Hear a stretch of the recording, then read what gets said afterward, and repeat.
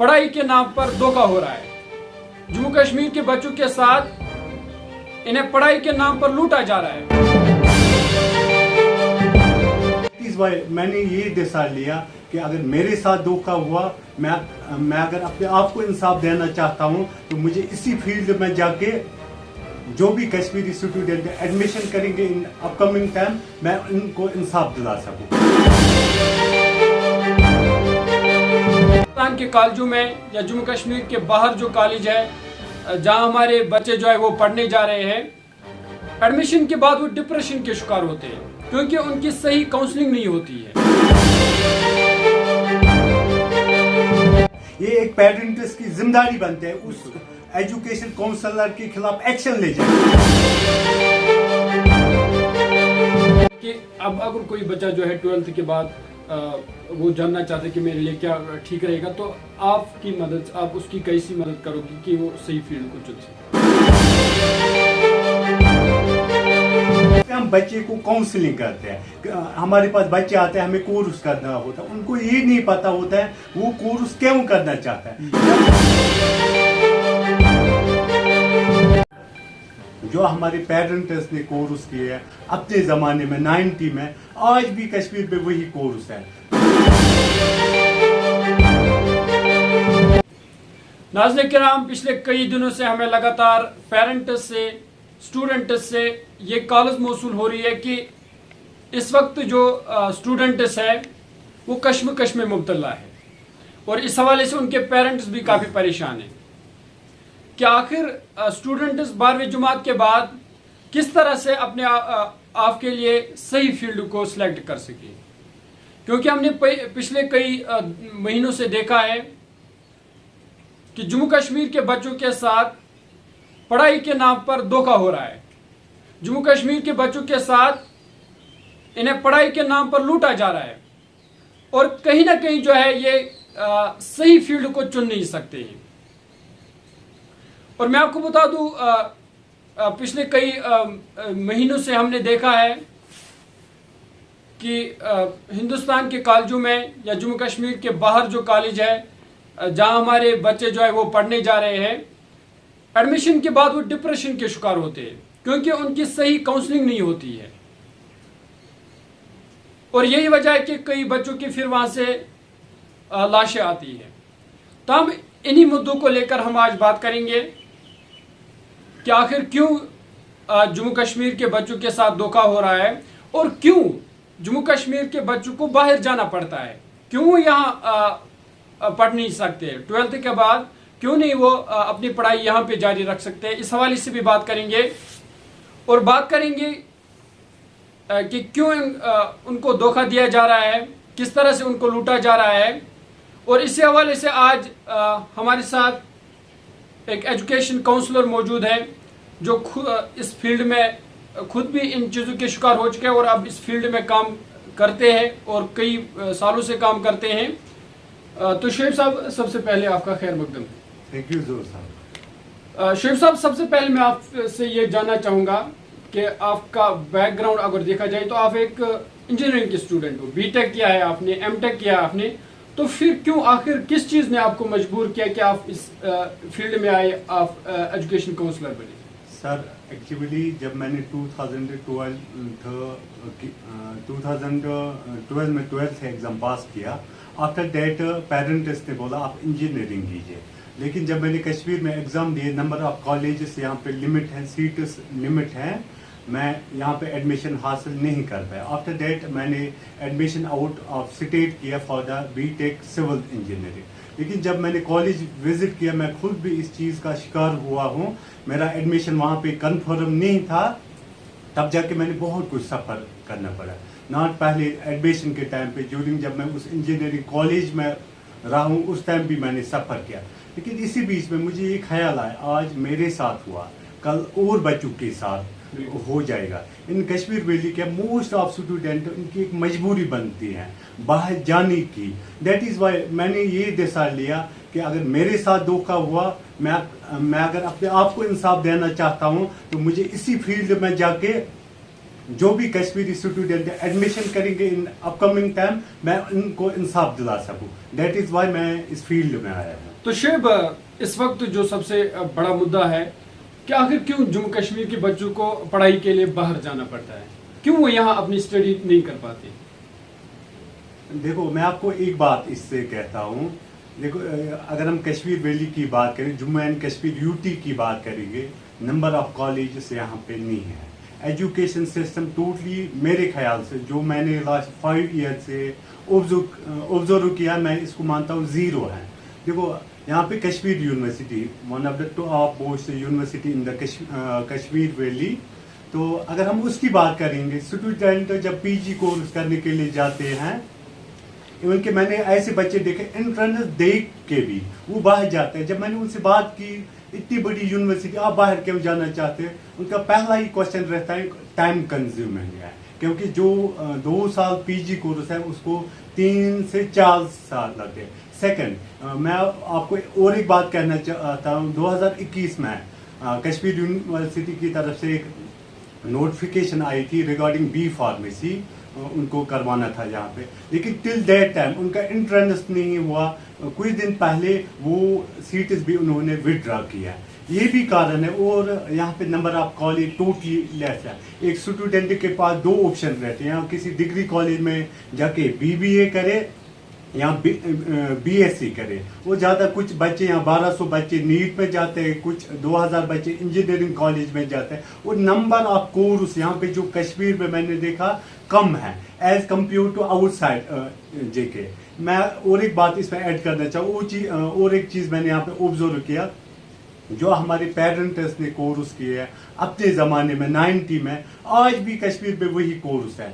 4G का ज़माना है, 20th sanctuary is going on, लेकिन कश्मीर का एजुकेशन सिस्टम का हाल इतना है, सिर्फ हम कुछ कोर्स कर सकते हैं। जैसे कि एक स्टूडेंट बीए करता है, एक स्टूडेंट डिग्री कॉलेज में जाके बीएससी कर सकता है, या और पीजी कोर्स कर सकता है सेंट्रल यूनिवर्सिटीज़ में या कश्मीर यूनिवर्सिटी में। ये भी एक मजबूरी बनती है उनको बाहर जाने के लिए। और स्किल और प्रोफेशनल कोर्स के लिए यहाँ पे 0% कॉलेज हैं जहाँ पे ये कर सके।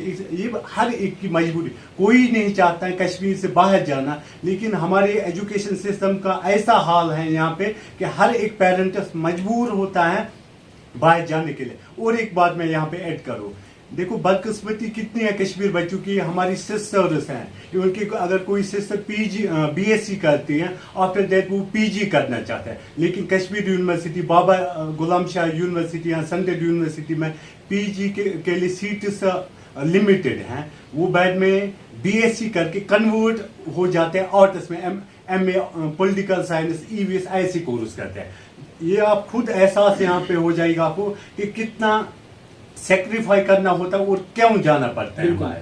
तो शेब, इस वक्त जो है जो बच्चा 12th पास आउट है, 12वीं जमात पास करता है, उसके बाद वो कश्मकश में मुब्तला होता है कि मैं क्या करूं, कौन सा फील्ड में मेरे लिए सही रहेगा, या मैं किस फील्ड में अपना फ्यूचर बना सकता हूँ। और कहीं ना कहीं अब जो है ये पेरेंट्स के लिए भी दर्द सर बन चुका है कि किस तरह हम बच्चे को की सही तरबियत करें, किस तरह हम इनको जो है सही फील्ड उनके लिए चुन सके। तो आपसे जानना चाहेंगे कि किस तरह 12th के बाद बच्चे अपने लिए जो है सही कोर्स चुन सकते हैं। देखो ज़रूर साहब, मैं आपको एक बात इस पे कहना चाहता हूँ। फ्रॉम 1st to 12th इसको कहते हैं एलिमेंट्री एजुकेशन, और we can call it simple education.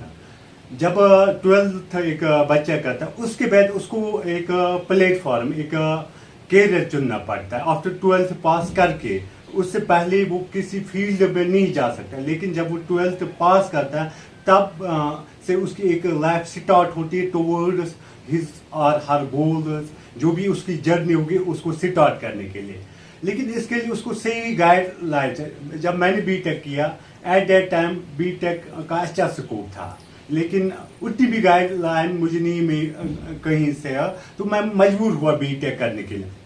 लेकिन आजकल हम डिफरेंट है। हम परिपोरा में, इंडोर स्टेडियम में, SKICC श्रीनगर में, यहाँ कुछ दिन पहले एक एजुकेशन एक्सपो हुआ था नॉर्थ कश्मीर में, फर्स्ट टाइम। यहाँ पे हम बच्चे को काउंसलिंग करते हैं। हमारे पास बच्चे आते हैं, हमें कोर्स करना होता है, उनको ये नहीं पता होता है वो कोर्स क्यों करना चाहता है। जब हम उस बच्चे को ऑब्जर्व करते हैं, इंटरेक्शन उसके साथ करते हैं, हम जज कर पाते हैं किस में इसका इंटरेस्ट ठीक है, किस में आगे जाके सक्सेस पा सकता है। हम उसी हिसाब से डिसाइड करके उसको वो कोर्स हम जब बच्चे की काउंसलिंग करते हैं एट दैट टाइम हम उसको ये भी कहते हैं इन जब आप बीएससी कंप्लीट करो या ग्रेजुएशन आप कंप्लीट, पीजी आप कैसे कर सकते हो, पीएचडी आप कैसे कर सकते हो, और आपकी टारगेट्स आप ये कोर्स क्यों करने चाहते हो और इसके टारगेट्स आपके टारगेट क्या रहेंगे, या आपको सिंपली एक जॉब चाहिए प्राइवेट कंपनी में, ऑल दैट हम ये चीजें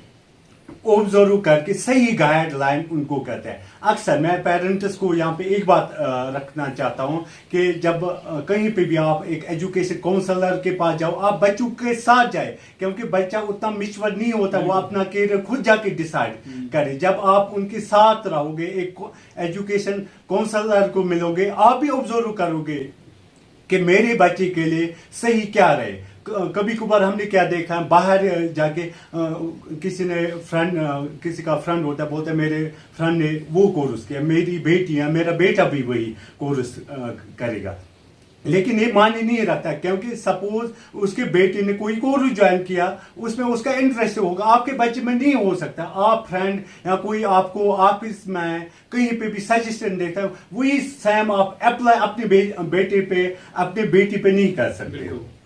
तो शेब इस वक्त जो है जम्मू कश्मीर के बच्चे, उन बच्चों के पेरेंट्स जो है वो इस शक में मुब्तला है, उनको ये डर है कि कहीं जो है हमारे बच्चे के साथ कुछ गलत ना हो जाए, या जो वो पैसे भरते हैं उनको लगता है कि हमारे साथ धोखा ना हो जाए, हमारे पैसे ज़ाया ना हो जाए। तो किस तरह से आपकी उनके लिए क्या मैसेज रहेगी कि किस तरह वो इन चीज़ों से बच सकते हैं और उनके लिए जो है एक अच्छी काउंसलिंग कर सकते हैं? जोर साहब, मैं आपको एक बात कह रहा हूँ, स्टार्टिंग में भी मैंने आपको ये बात रखी, being BTech student and MTech student, जब मैंने पढ़ा मैंने ये चीजें ऑब्जर्व की, तब जाके मैं इस फील्ड में हुआ। हम कॉलेज के साथ एसोसिएट होते हैं, हमें हायर अथॉरिटी के साथ एक अप्रोच आता है। जब बच्चा काउंसलिंग करने के लिए आता है, जब हम उसको कोई कोर्स देते हैं, आफ्टर दैट अगर बच्ची की कोई भी कंप्लेंट होते हैं तो हम डायरेक्ट कॉलेज के साथ अप्रोच करके उनका मसला सॉर्ट आउट करते हैं। साथ में suppose in case being education counsellor, अगर मेरे पास कोई स्टूडेंट आया, मैंने उसकी काउंसलिंग की, मैंने उसका एडमिशन किया, मैंने लेट एज्यूम करके किसी बच्चे के साथ गलत किया, ये एक पेरेंट्स की जिम्मेदारी बनती है उस एजुकेशन काउंसलर के खिलाफ एक्शन ले जाए। क्योंकि सपोज अगर मैंने गलत किसी स्टूडेंट के साथ, अगर आज उस पेरेंट्स ने मुझे एक्शन नहीं, कल जाके मैं किसी और के साथ धोखा कर सकता हूँ। ये भी पेरेंट्स और उस स्टूडेंट की जिम्मेदारी बनती है, उनके खिलाफ सख्त से सख्त एक्शन लिया जाए। तो शेब लास्ट पर आपसे और एक सवाल ये रहेगा कि अब अगर कोई बच्चा जो है 12th के बाद वो जानना चाहते हैं कि मेरे लिए क्या ठीक रहेगा, तो आपकी मदद, आप उसकी कैसी मदद करोगी कि वो सही फील्ड को चुन सके? जो साहब, मैं आपको एक चीज कहता हूँ, मैं बच्चों के लिए हमेशा तैयार हूँ। मैं आपके साथ अपना कंटेक्ट शेयर करता हूँ। जो भी बच्चा जिस भी कोर्स में इंटरेस्ट हो, यहाँ कंफ्यूज है उस आफ्टर 12th व्हाट ही और शी विल डू, हम उसकी फ्री काउंसलिंग प्रोवाइड करेंगे, फ्री ऑफ कॉस्ट।